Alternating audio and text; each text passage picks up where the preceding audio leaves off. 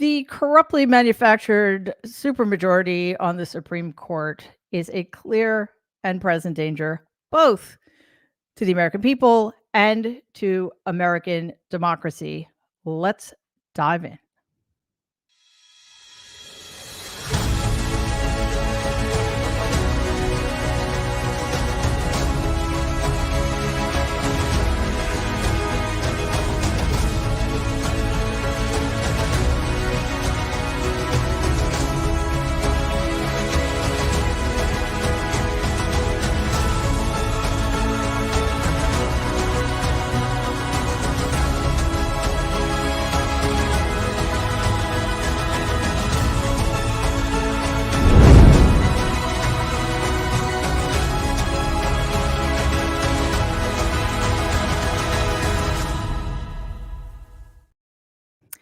Hello and welcome everybody to today's episode of the Nerd Avengers. It's great to see all of you. And can somebody please talk me down?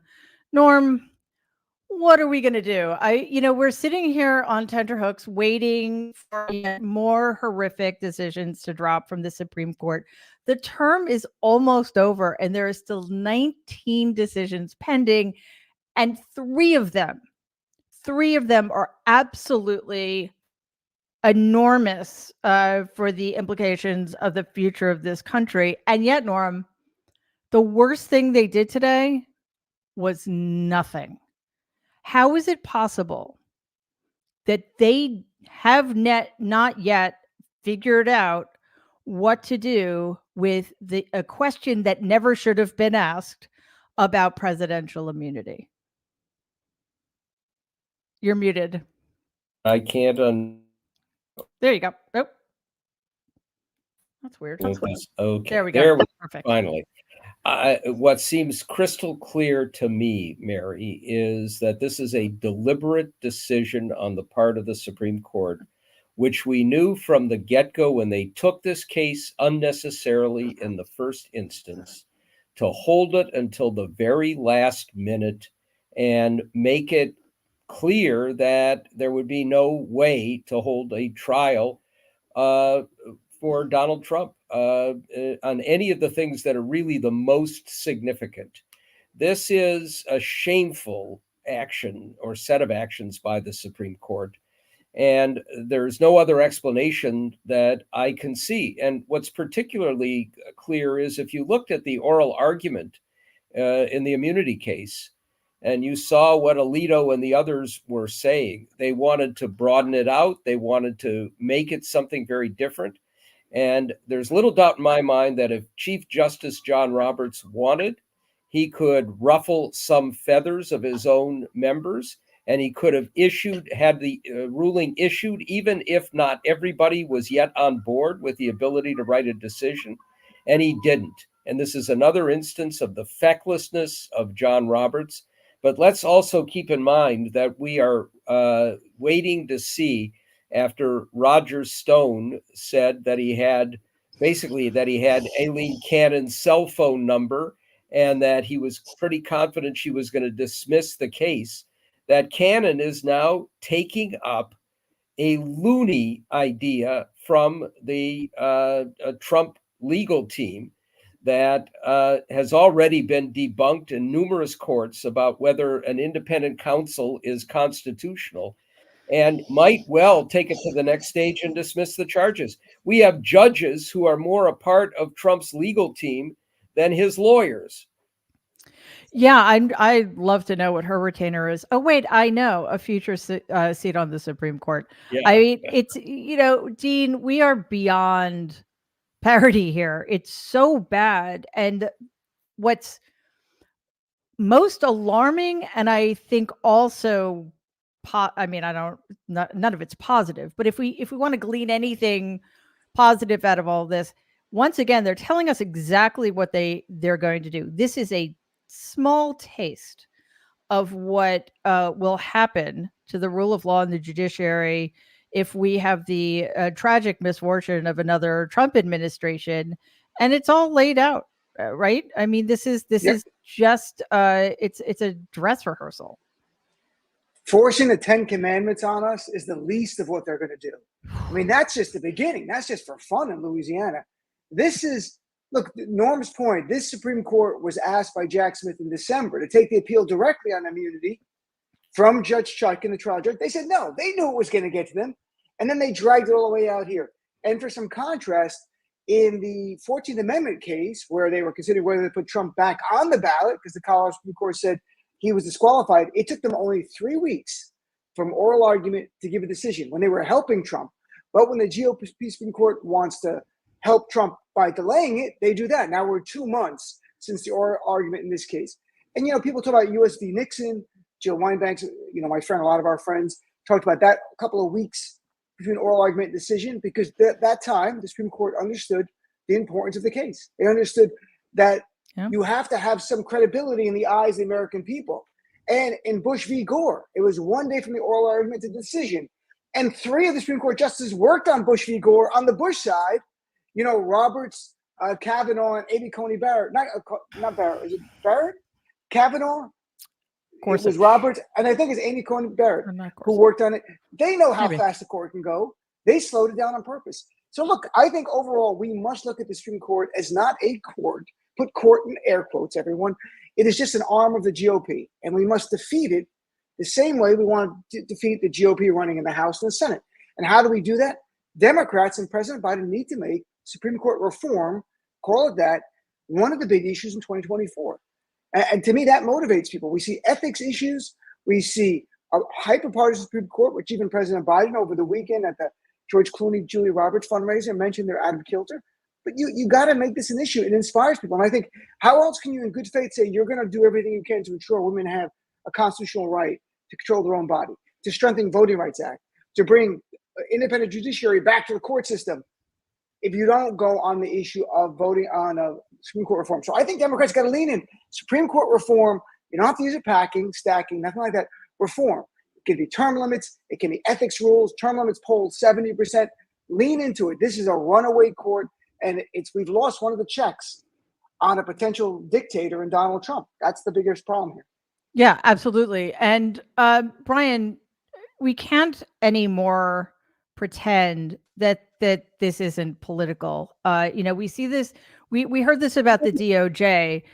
That making a decision to charge people in office for their crimes on January 6th would be political, and now we're at the point where not doing anything is right. Also political. I mean, this Supreme Court is cynically political at this point. When you see the cases they're dragging their feet on, or in some cases leaving the door open. They rule one way, so it's not an election issue, but they leave the door open for changing things once they get an administration that is more favorable to them. Yeah, let's unpack all of that real quick. First of all, you said that it's dress rehearsal. This is the opening aria that they've begun. The judges are his legal team. He doesn't have a legal team, Norm. The judges are his legal team.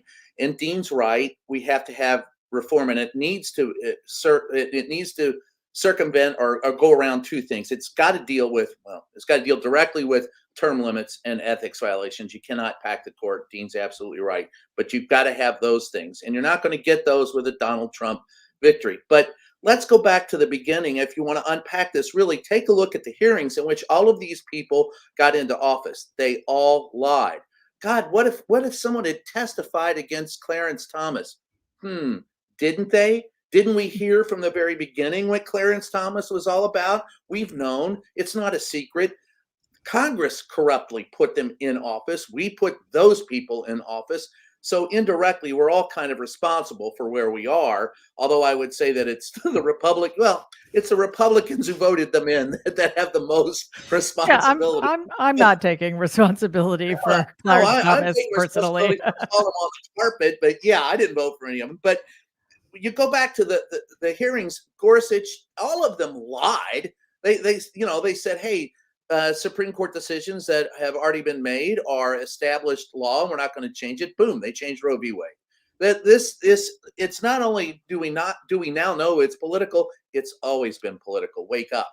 At some point in time, if we don't make the changes that need to be made to the Supreme Court, I got news for you. The Supreme Court with a decision, and then let's finish with the decision that we're all waiting on. If they do not come out with a decision that says that Donald Trump has no blanket immunity, in effect, they're going to be adjudicating themselves out of work. Because if all of the power is left in the executive branch, there will be no need for them to be anything more than a check, not a check and balance, just a check mark. Yeah, and they don't care. And they don't, but that's, I think they do care about, that's their hubris. They do believe that they have something to say and should say it. But I don't think that they understand the depth of their depravity, nor how they've sold their soul if they have one. So at the end of the day, I would expect this decision on immunity to be the last decision that they release. And it's going to say something like, we can't make a full decision on this. We're going to send it back to the lower courts for testing and thus further delay what happens. I think that's what everyone expects to happen. I believe that's what will happen.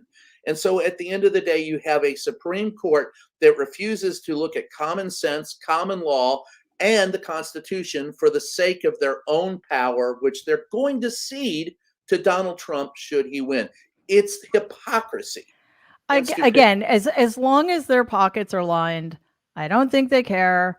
And you know, if Donald gets back into office, Alito and Thomas are going to retire to be replaced with far right-wing embryos. So, you know, they literally don't care.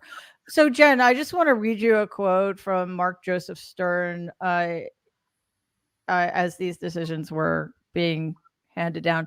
The Supreme Court's fourth and final decision of the day is a per curiam opinion in Gonzalez versus Trevino, holding that the Fifth Circuit applied the wrong analysis, shocking, so egregiously that it must attempt a do-over before SCOTUS can take this case more seriously, to which the great Melissa Murray responded, this synopsis could apply to almost every Fifth Circuit case on the court's docket.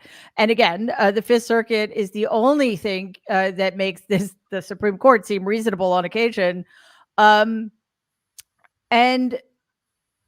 what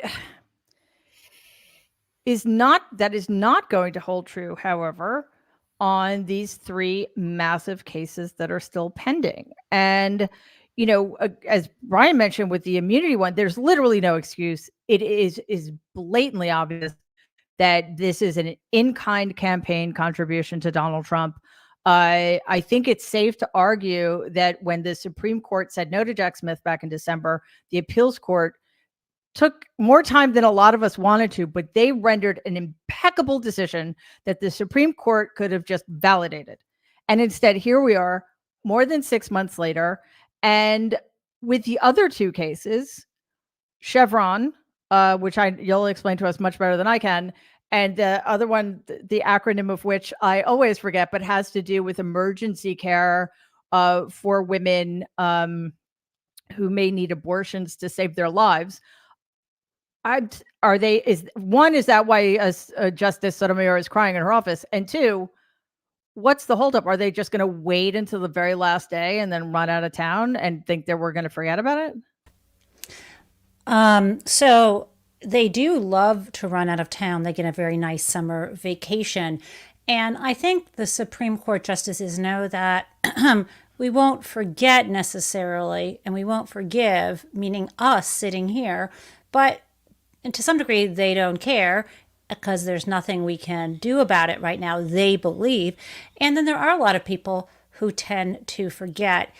And I know that you're probably not inviting me to pivot from the Fifth Circuit to the Ninth Circuit, but if you allow me that liberty, of course I knew you were going to do that.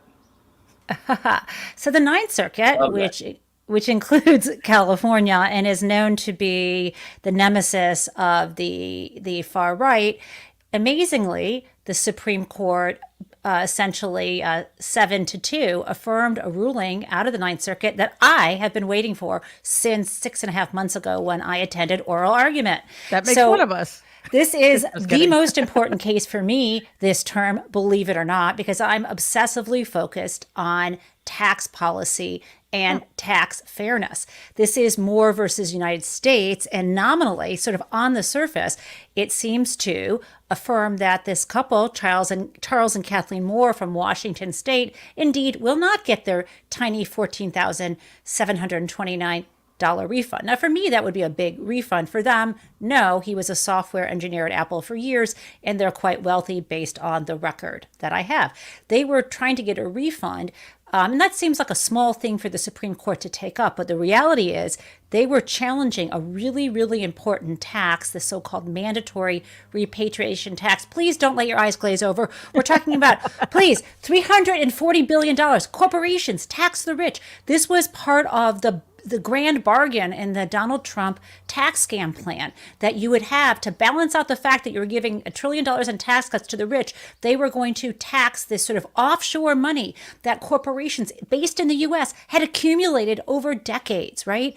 And the U.S. stands to get for the Treasury $340 billion. So whenever you see a case where some ordinary mom and pop are suing, we just want our refund, $14,000, there's more behind it. So the fabulous news is this so-called mandatory repatriation tax is being upheld. The second piece that's fabulous is I fucking called it. Read my article. I just put it up on Twitter in the Washington Monthly. I was at the Supreme Court. I watched it, and I entirely predicted what would happen. So the good news here is, one, the tax was held up. The U.S. Treasury keeps its money and taxes the corporation. The second bit of good news is the Supreme Court did not yet close the door to what would be known as a billionaire. They sometimes call it a wealth tax, but it's a special billionaire income tax. They also didn't close the door on taxing so-called unrealized earnings on assets. Like, you know how when you pay taxes on, you know how when your house is reassessed and you have to pay higher income taxes at the local level? That is something right now that doesn't happen at the federal level because it's complicated, but it's treated as a direct tax. The good news is this hasn't foreclosed that. And the final best flippin' news is the best part of this decision was the concurrence by Ketanji Brown Jackson, which I expected her to have, where she's like, cut through all this blah, blah, blah. We can do a wealth tax. She didn't say it like that. We can tax billionaires on their wealth. We can do a mandatory federal wealth tax if we just call it an excise tax. We've done it before. Hello, people. Anyhow, that is my totally nerdy tax discussion. I hope you guys are still awake. It's good news for ordinary people. It's bad news for billionaires. Go team. Okay, then. Go ahead, Norm. So first, 7-2. Let me guess who the two were. It had to be Alito and Thomas. No, it was Thomas wasn't. and Gorsuch. Oh, wow. Because remember, Gorsuch doesn't believe that the federal government should exist except to pay his paycheck. Okay, but that was the Close Harlem enough. protection Totally. on the part of. Yeah. I wanted to bring up as well the bump stock decision. And if you look at Sotomayor's dissent, it is the most powerful and damning that I can ever recall, because she goes through every one of these right-wing justices' previous opinions and rationale for how they acted, and showed how, in this instance, they blew all of that aside to fit their own ideological predispositions. And that's the big thing about this court. There are actually two elements. One is they are clearly partisans and they are in the pocket of Donald Trump. The second is that they have no philosophy here other than, in most instances, Gorsuch every once in a while, Coney Barrett maybe every once in a while, but for the most part it is, where do I want to end up? And then I will retroactively find some rationale for doing it. And I want to finally say, let's not call it court packing if you enlarge the court. The court packing, Brian, was done by Mitch McConnell and his gang. That's right. This would be restoring the court. The court should, by every reasonable standard, have a 5-4 at least balance, with the 5 being justices appointed by Democrats. That it is 6-3 the other way is because they packed it. Yeah, you know what we should call it? The restore the court's legitimacy expansion pack or something. Okay, so Dean, I know you have to go soon, and I wanted to ask you a question. It's not a trick question. Can Can you guess what we need more of in America? Religious-based law. Christianity. We need more Christianity. Oh, I can't believe you blew it. Because we Muslims, they accuse us of wanting Sharia law forever, which is imposing Islamic law, which we didn't. They were just projecting. I wrote articles about that years ago. I go, they're projecting, because they're like, we want religious-based law, so those Muslims must. We don't want religious-based law. Are you out of your mind? And yeah, we need to find a better, I mean, it's not Sharia law because it's Christianity. So we need to find a word that describes, the extremist Christianity that is in the ascendance. Yeah, in the ascendance, that they're just trying to shove their version of their religion down everybody's throats. And we have just so you guys know, we're talking about in Louisiana, they passed a law that requires public schools to have the 10 commandments, not the actual original ones, but a picture of them or something in every classroom, which should send chills down your spine. And we have a screenshot of a SCOTUS 1980 decision about this, which is very small. Oh, there we go. Okay. So back in 1980, in a 5-4 per curiam decision, the court ruled that the Kentucky law violated the first part of the test established in another case, and thus violated the Establishment Clause of the Constitution. Yes, the court found that the requirement that the 10 Commandments be posted had no secular legislative purpose and was plainly religious in nature. The court noted that the commandments did not confine themselves to arguably secular matters such as murder, stealing, etc., but rather concerned matters such as the worship of God and the observance of the Sabbath day. And as somebody said today in wake of this decision, and this is me talking now, not the Supreme Court in 1980, also some kind of thought control. Because it's about coveting. Like, how do you prove coveting?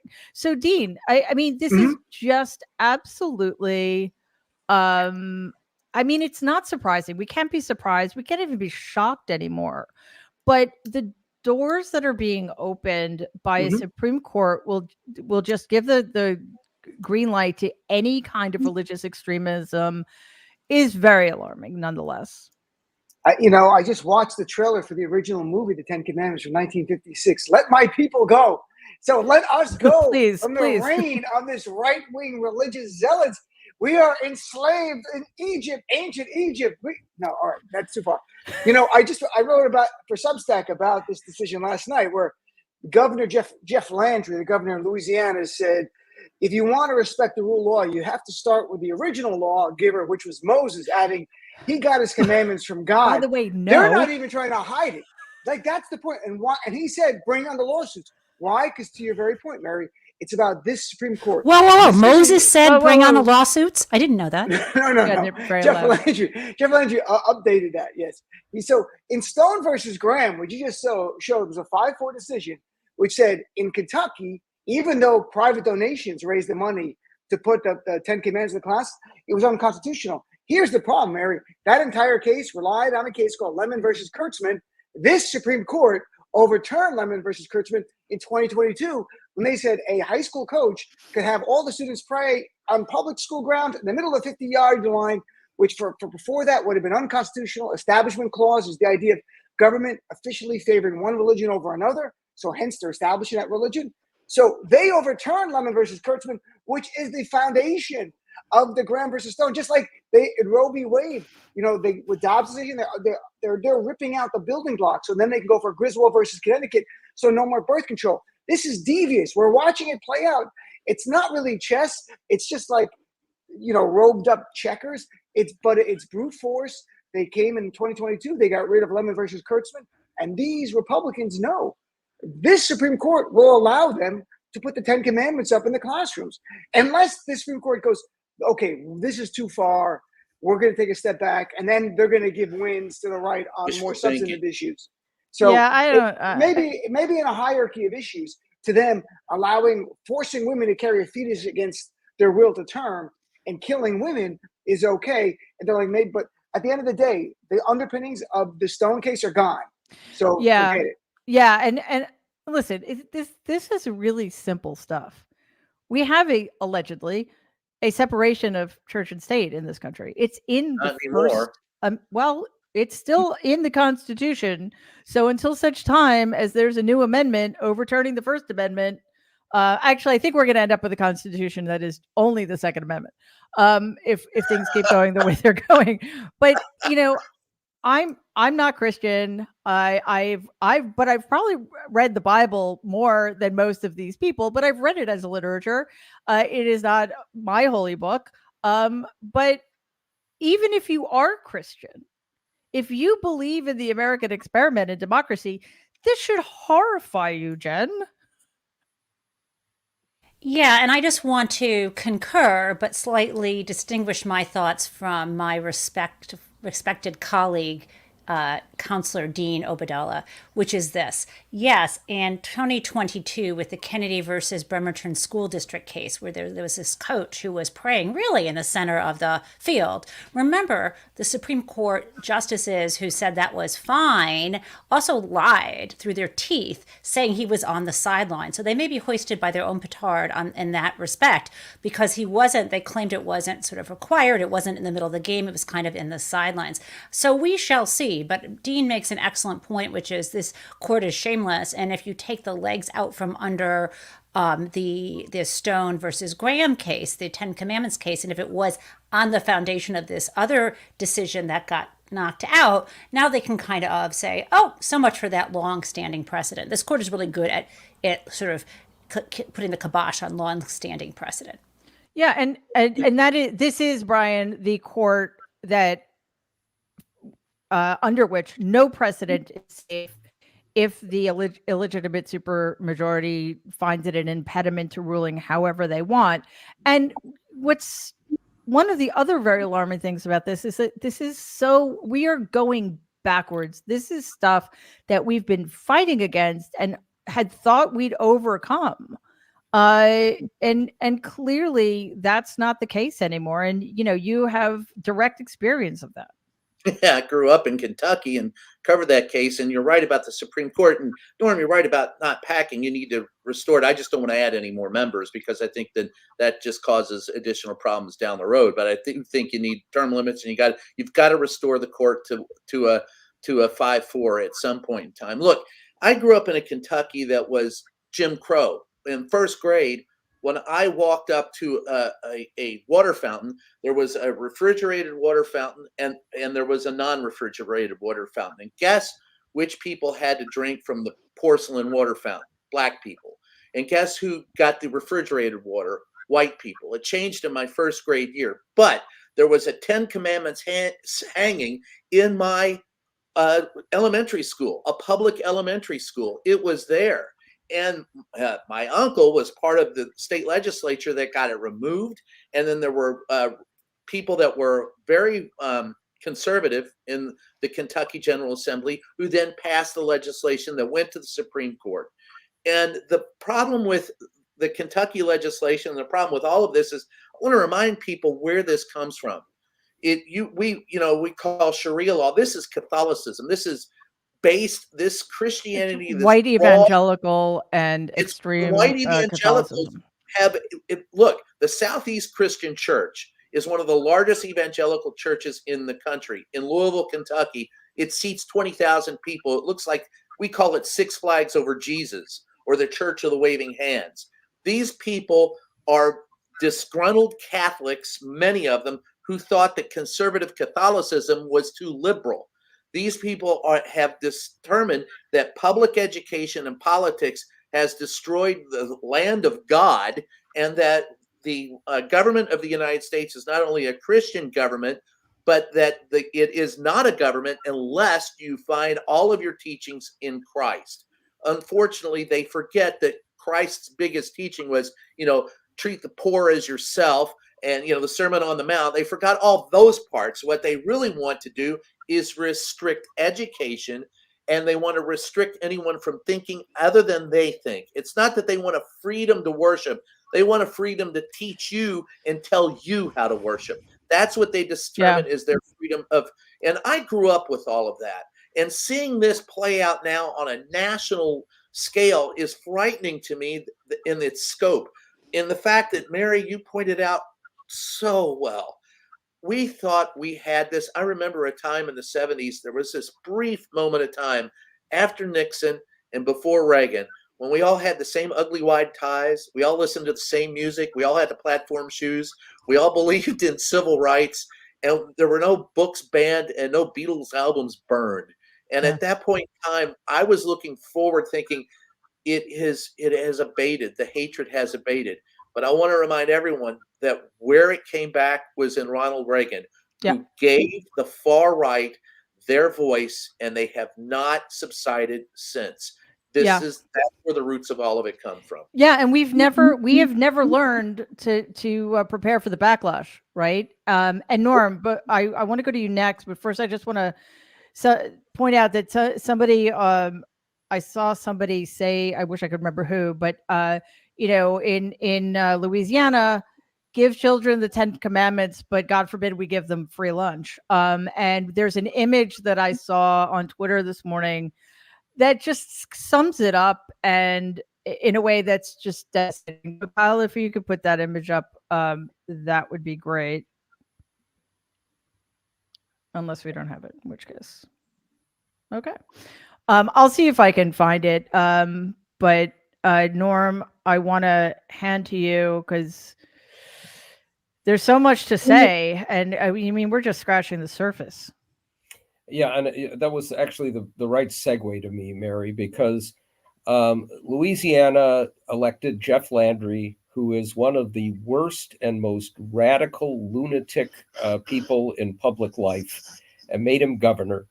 And not only are we getting from a radicalized lunatic legislature, which he is thrilled to have, decisions like mandating the 10 Commandments, but you may have seen today that Landry, surrounded by a bunch of his acolytes, smiling, laughing, gleeful, signed a package of what was called education reforms. And chief among them was taking a huge pot of public money away from public schools to give to vouchers. We know what's happened with the school voucher programs in other states. It's basically wealthy people getting vouchers and using them not for schools because they were already sending their kids to private schools. It's using them for luxury items and for their own lifestyles. This is an effort to destroy public education. They want to first indoctrinate kids using not just the 10 Commandments as a symbol, but using their ability to manipulate facts and erase history. But then they want to do away with public schools for all except the poorest among us, the Black people among us, who will be faced with schools that have no resources anymore. This gets back to Clarence Thomas basically flirting with doing away with Brown v. Board of Education. They no longer want to have equal. They don't even want to have separate but equal. They want to have utterly unequal. And what's happened here, because it's not just Louisiana, it is Jim Crow returning, but it is the brutal reality that the Confederacy, which wanted not just to retain slavery, but basically to be able to make their own draconian laws about everything and not have the federal government interfering. We are now seeing this in state after state after state. It's Oklahoma, it's Missouri, it's Louisiana, it's Florida, it's Texas, it's Mississippi, it's Alabama, it's Iowa, for God's sake, which are doing things that this Supreme Court will allow them to do, but which goes completely against what is and supposed to be the culture of this country. We're losing even if Donald Trump loses in November. And we got to grapple with that reality and find ways of changing something that goes well beyond having a narcissistic sociopath/psychopath as the Republican nominee, who I will add as one final little note, seeing him get off the plane in Wisconsin and have a group of law enforcement people lined up to shake his hand and kiss his ass, which also tells us that we got a real problem with law enforcement in this country. that goes beyond Trump as well. Yeah, we're going to get to that in a second. Dean has to go, so I just want to give him a quick last word. I think the biggest thing that I've learned through all of this is that, and it might be naive now to say it, but progress is never permanent. Right. And that we thought we've made advances. And the forces on the right, on issue after issue, they never changed their beliefs. They just changed their tactics. So the fight has to continue every single election. Because look, in January 1973, women had more constitutional rights to control their own body than today, because that's when Roe v. Wade came down. In August 1965, when LBJ signed the Voting Rights Act, Black people in America had more voting rights protections then than they do today, because the Supreme Court in Shelby County gutted the pre-clearance provision. You know, the idea of chipping away the wall between church and state. For decades, it had been upheld. Now that's going away. And those on the right want to turn America into a Christian version of Saudi Arabia. And you have to understand, that means controlling everything. Democracy second. They have their right-wing goals. They're emboldened by the Supreme Court. If they, you know, Norm's right. If Trump is gone, they'll get someone else who fits the jacket. You know, like in the Brady Bunch. Was it Greg Brady that used to fit the jacket? Johnny Bravo, whatever it was. Yes. That's it. They get somebody who fits A the deep jacket. cut. A deep cut. That's a very Oh, I deep love that All right. reference. What a So, note to all end on, Dean. All right, I got to go. Have a good day. All right. Thanks. Nice seeing you all. I Thank have to you do so other much. work. Good to see you, Take care. Dean. Love you, brother. So, you know, we obviously it is so much worse in the States, Norm mentioned. But just as a quick aside, I think we as a country, we have a serious problem with how we treat our children and what we think of childhood. And just the fact that it's possible to go into debt for school lunches in New York City. We have a Democratic mayor who is going to slash the budget for public libraries. I mean, our priorities are so screwed up. And I have been saying this since 2020. I've been saying it before 2020, but nobody knew I existed. So nobody heard me saying it. Donald Trump is a symptom. He is not the problem. And the problem is even worse now because he's had 8 years to surround himself with a well-oiled machine that will step in, as is already stepping in, to change the system so that there's nothing we can do about it. Dean is right. Nothing's set in stone. Democracy isn't a destination. It's a process. I mean, it is, well, you know what I'm saying. It's not a goal. It's a process. We need to work towards it every single day. And I do want to put up, Kyle, if you could put up that image, because it just sums it up. This is a cartoon of two children huddled behind a very large stone 10 Commandments, and there are bullets flying past them. And of course, some of them are being shot into the stone. And the little girl who's sitting next to a little boy in terror says, "See, I told you the 10 Commandments would be useful in the classroom." That's where we are. Okay. There are actually people in this country who believe this is how we protect our children, with prayer in school, with the 10 Commandments in schools. It's dangerous, and it's not something that 70% of us subscribe to. And, you know, just as kind of a related issue that I really want to talk about today, because it shows us what we're up against in terms of what is leading to these kinds of extremism. We've got misinformation just increasing exponentially on a practically daily basis. It's a worldwide threat now. And we have these cheap fakes coming out about that are attempting to paint President Biden as old, as feeble, as, you know, just not know it. He doesn't know where he is. He froze up, whatever. Which is all lies. It's all lies. And I was trying to find a before and after, and there was one news report about how this is a problem, and they only showed the cheap fake video. Like, that's, so I don't want to repeat it. I don't want to show video here. Hang on. I'll get to you in a second, Brad. So, you know, on the one hand, we have the New York Times continuing to suck on a daily basis with headlines like Biden campaign ad paints Trump as a felon. What do you mean paints him as a felon? He is a felon. They're not just making this shit up. He's a felon. And then they have a politics section in the paper, which I have a problem with because it pretends that Donald Trump is a candidate apart from being an adjudicated rapist and a felon. And there are two hot headlines today. And, one's supposed to be about Biden's problems and one's supposed to be about Donald Trump problems. The one about Biden's declining support among women is a warning for Democrats. That's a choice. Do you know how much is going on in this campaign? That's a choice. The second one, Donald Trump has set a low bar for President Biden in next week's debate. He's also hinting that Mr. Biden could clear it. How is that an equal representation of problems the candidates are having? It's not. I mean, it's not at all. So, Brian, I want you to take a look. I'm going to have Kyle play a couple of clips because they need cheap fakes. We have actual video of the Republican candidate that doesn't need to be manipulated to show, one, what a massive threat he is to the American way of life, and two, to show exactly what they're trying to pretend President Biden is. So let's start, if we can, with the one with the law enforcement agents supporting him as he says this outrageous thing about immigrants.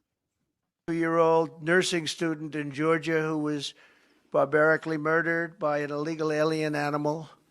The Democrats say, please don't call them animals. They're humans. I said, no, they're not humans. They're not humans. They're animals. Okay, so thank you, law enforcement officers, for making it very clear who you have no interest in protecting if something happens to them on your watch. And the second one, because who doesn't want to listen to Donald Trump talk about sharks all day long? It's something we talked about a couple of weeks ago. Well, a lot of shark attacks lately. Do you notice that? A lot of shark. I watched some guys justifying it today. Well, they weren't really that angry. They bit off the young lady's leg because of the fact that they were not hungry, but they misunderstood who she was. These people are crazy. He said there's no problem with sharks. They just didn't really understand a young woman swimming now really got decimated, and other people too. A lot of shark attacks. So I said, first of all, where the hell's a cogent sentence in there in that second one? What the hell does that even mean?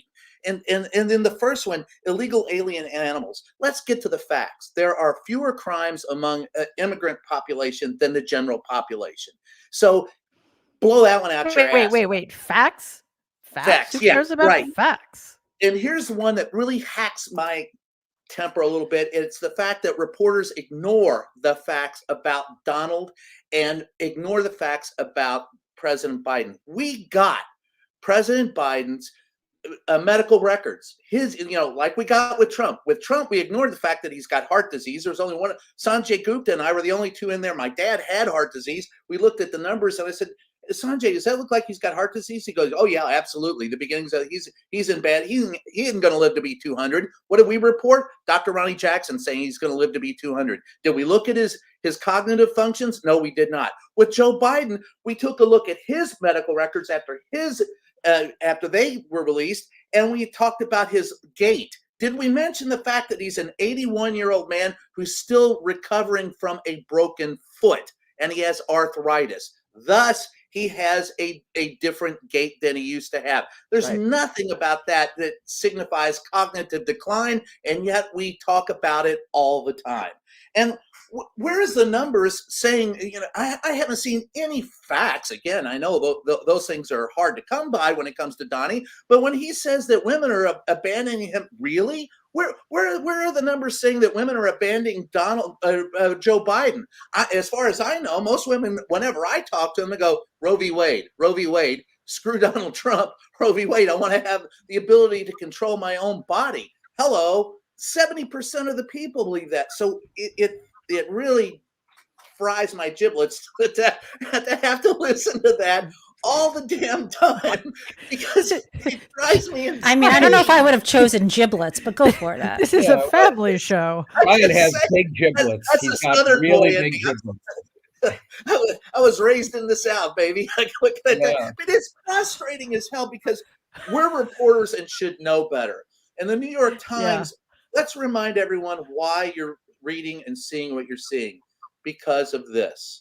because it makes more money for them to do that. I And don't the know. frightening part of that is, yeah, it is. And I've sat in meetings where I've been told, well, if we write the headline this way, it doesn't have to have anything to do with the article, but if we write the headline this way, it's more eyes on pages. Most people don't even get past the headline. I get that. I understand clickbait, and I understand that Yeah. headline writing is a science and an art and all that other stuff. And Jen, I do want to ask you about something related to that, but Norm, I wanted to get back to you because again, you mentioned the law enforcement lining up to greet Donald, and I actually thought you were going to talk about how he was waving to invisible people, but No.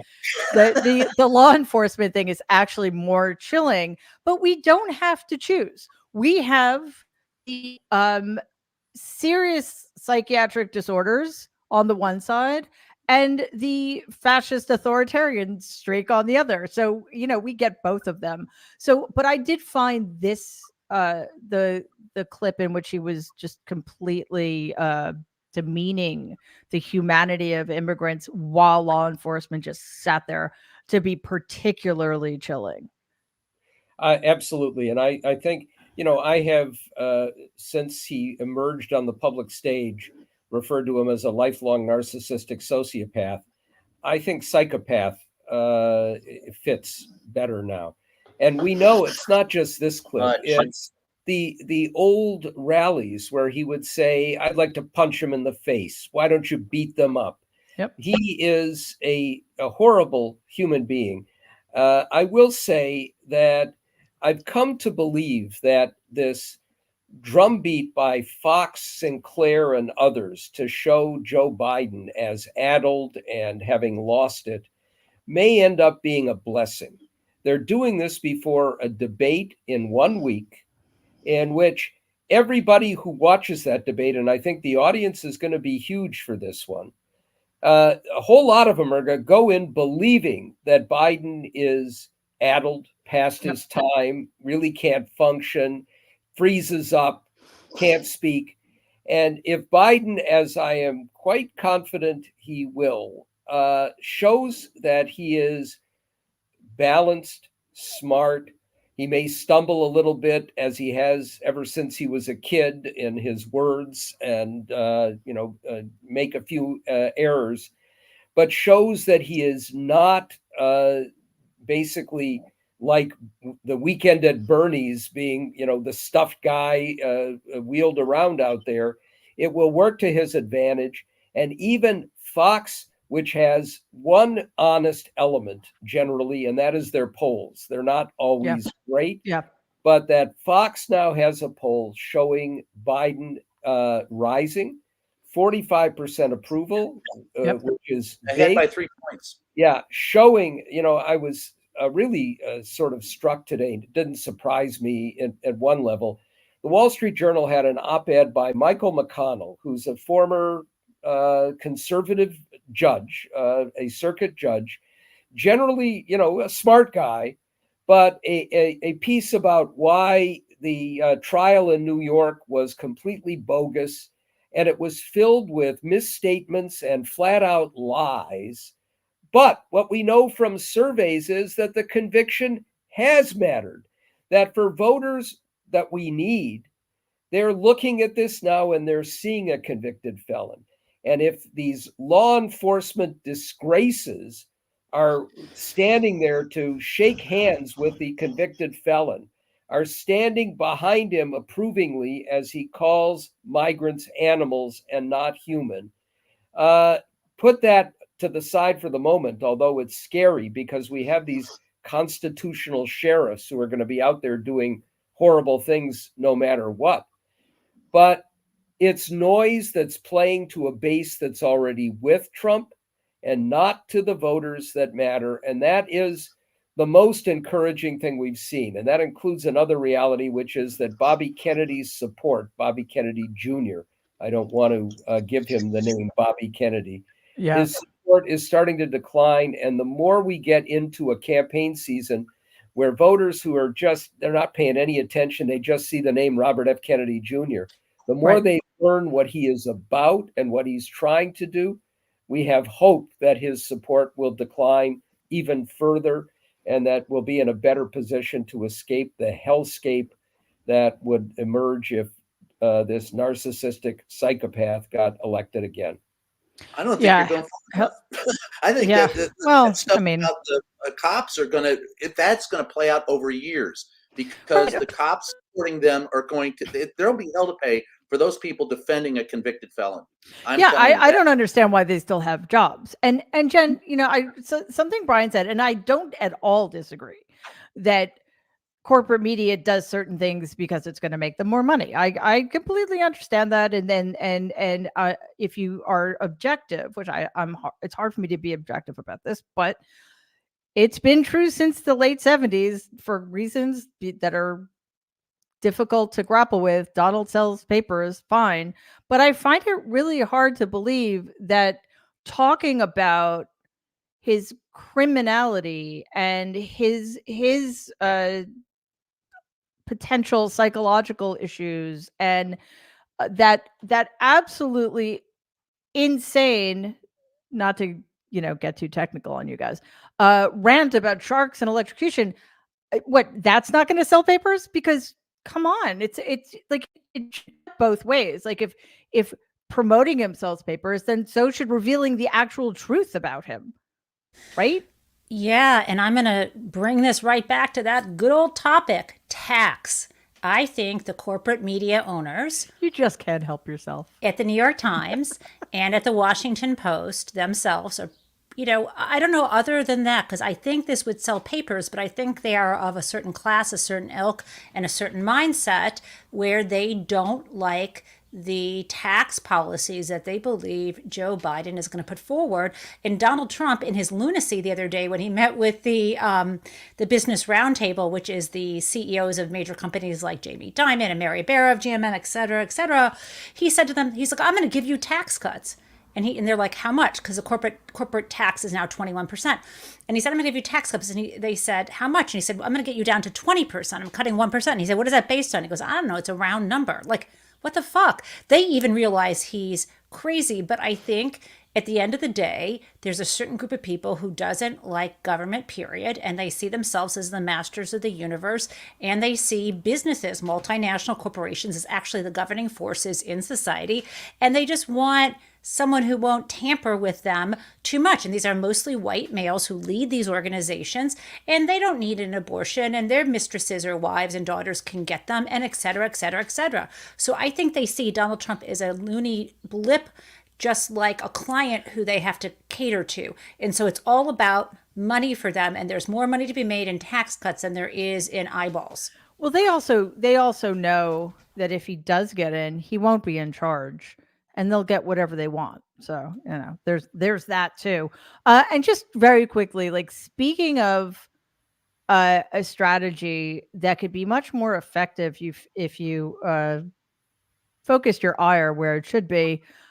We have a clip from some climate activists whose cause I completely support, but nobody else is, or very few people are going to take these people seriously or care what they have to say if they keep doing stuff like this.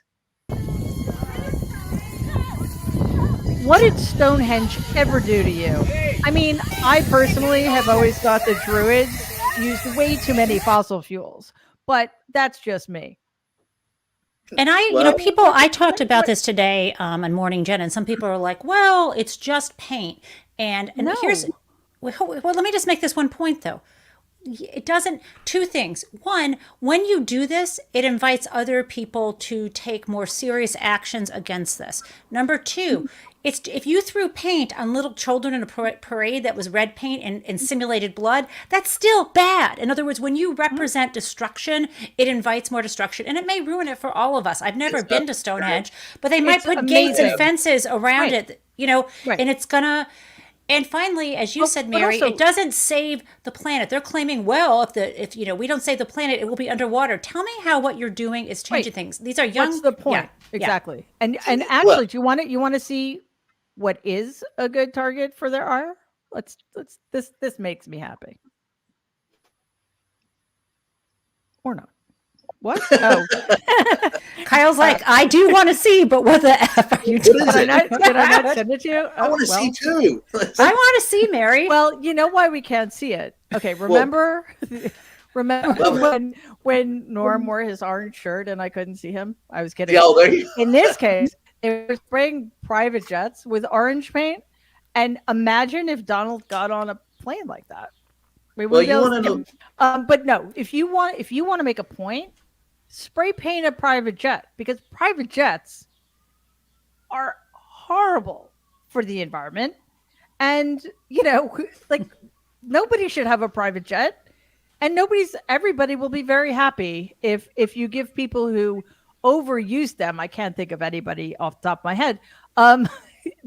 Everybody will be happy about that. And you will get positive attention for your cause, especially, like, I'm not talking about, I object to that too, because I'm against any kind of destruction of private property. But destroying it. It's not destroying it. You can wash it off. I mean, I don't think it's like it just starts, paint but or it anything. starts that. Okay, I'm just concerned. all right. Okay, listen. I'm just to your point. It takes away from the substance. Look at my moniker today, wet bulb. How many people understand what that is? The simple fact of the matter is, we are now heading into it. A wet bulb day is a day when you cannot go outside and you cannot cool off even if you sweat, because the humidity and the temperature is so high that you will literally die from the heat. It's not heat exhaustion, it's a climate problem. And it begins at 95 degrees. It has to be at least 95 degrees outside. The humidity has to be at such a level. It's called a wet bulb day because to get the humidity, you take two thermometers, you put one of them around a wet cloth. It's called a sling psychrometer. You sling it, you get the wet bulb difference in temperature. That tells you how high the humidity is. We, at the beginning of the 19th century or the 20th century, had maybe one or two a year. We didn't have any in the 19th century. We have seen 1,000 of them across the globe in the last few years. 1,000 people died during the Hajj recently in Syria because of the heat. Recently, like in the last week, guys, not in the last century, in the last week. It's absolutely, And I mean, I'm under a heat dome right now, along with all. Well, look, listen though, people need to figure ways to get attention. Most of us don't pay attention. The only reason I'm noticing the heat dome right now is because I forgot to turn the air conditioner on. Honestly. So, a lot of us don't have to worry about it unless we have to go outside, or unless you're a construction worker in Florida and Texas, and your employers can deny you water breaks on days where the heat index could kill you. So, this is the world we're living in. I concede. Don't screw around people's private property, but you know what? Chain yourself to the fence so nobody can get into the airport. Try that on for size and see how that works. But your message will get lost and nobody's going to care if you harm things like priceless Renaissance paintings, for example, or Stonehenge, which has been on this planet long before we started destroying it. So leave that stuff alone. In other news, we lost an absolute legend of the sport of baseball and of this country, the great Willie Mays. I confess that I'm not old enough to remember his heydays, but he became a New York Met when I was like 6 or something. So that was the last team he played for was my favorite team in baseball, and he was. I don't know. I think he deserves the #1 spot ahead of Babe Ruth, personally, for various reasons. So we're gonna play the video of the greatest catch, not even arguably the greatest catch in baseball history. There's a long drive way back in center field, way back. It is Willie Mays just brought this crowd to its feet with a catch which must have been an optical illusion to a lot of people. An optical illusion to a lot of people. I mean, what a man, what an athlete. And he won I think 19 Golden Glove awards. So he was perhaps the greatest defensive center fielder, which is a really tough position of all time. outside of the fact that he hit more than 600 home runs, hit for average, did everything you'd want a ball player to be. But to add to it, as you were saying, Mary, he was a superb human being. And the one who comes closest to me in that front is Bill Russell, who was one of the greatest basketball players of all time, but also just an incredible human being. Yeah. And, you know, I've gotten to know his daughter, Karen, a little bit just from Twitter. It's one of the great Oh, wow. relationships. Follow her on Twitter because she's just terrific. We have had athletes who are more than just athletes, who are really important people speaking out and just showing through their grace as human beings. And we should appreciate that even a little bit more. And I would just add two other people that we ought to keep in mind who are very much alive. Steve Kerr, the coach of the Golden State Warriors, lost his father, who was assassinated when he was the president of the American University in Beirut, who endorsed Joe Biden, not surprisingly, and Greg Popovich, the coach of the San Antonio Spurs, who I am proud to call a friend. These are two people who are as smart as anybody we know, who speak out against injustice and for social justice, and it is hard to refute them. And we need to appreciate that sports can be more than just competition and more than just sports. It can speak for the nation. Unfortunately, for some, it speaks in the wrong way. A lot of these golfers who are often just Trumpist and despicable, and have taken huge, like in excess of $100 million from the Saudi-backed Leave Golf. I think it may be Bryson DeChambeau who just won the U.S. Open, or it might be a lefty, even worse, who said after taking the money from the Saudis, well, nobody's perfect. That's exactly what he said, Norm.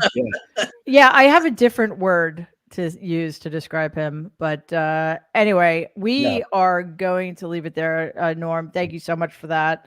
And it's true. I mean, when people excel the way people like Willie Mays did and some of the other athletes Norm mentioned, and still use their platform to help other people, to inspire other people, that's what it's all about, guys. So thank you so much for that, for all of you, everybody who's watching. We love having you here. We love the comments. And don't forget, we are here every Tuesday and Thursday, p.m. Eastern time. And starting this Sunday, we're going to have a 6 p.m. Nerds, a Sunday edition of the Nerds. We are? No, I'm kidding. I knew that. Actually, some people don't know that yet, but I know. Surprise. And don't forget, every Monday through Friday at 8 a.m. Eastern, we've got Morning Gen, which is just spectacular. It's getting better all the time. It is the perfect way to start your day. Just grab a cup of coffee and at 8 o'clock, show up for Morning Gen. And we've got Ali Samarco's new show, America's Show, every Monday at 7 p.m. Eastern. And next week, Brian's new show, Reverse Shot, is going to be premiering. We're so excited. We'll be filling you in on that early in the week to let you know exactly when to tune in. We'll have a preview for you so you get a taste. And Brian, tell us again your first interview. First interview is with, and I've got to qualify it correctly, Mary, the legendary Sam Donaldson, one of the That's the best you could do, huh? All right. One of my mentors in the White House. That must be 91 or 92 now. He's 90, and I'm telling you what, he is as sharp as they come. Sharp as a tack. Yeah, he is. And what he has to say about Donnie and reporting is just well worth listening to. I'm enamored every time he opens his mouth. Yeah, we're all going to be tuning in for that. So that's it. Oh, wait, I totally forgot. There may be an emergency session tomorrow morning because the Supreme Court still has 19 cases. It hasn't decided or hasn't announced yet, which is shocking because the term is over in a week or two. So 19 cases. So, of course, they have to drop some decisions on Fridays, and that's happening tomorrow at 10 a.m. We'll have to wait to see what happens. And if it's something that you guys need to know about, we will be here for an emergency nerds, just like we did last week, to keep you apprised, because some of the stuff, let's just say we're white knuckling it a little bit before we know what they actually decide. Anyway, thank you again so much for being here, Dino Badella, Brian, Norm, Jen. Thank you, and we will see you here tomorrow for Morning Jen and potentially Emergency Nerds, and then next week for all of our other shows. In the meantime, please stay safe and be kind.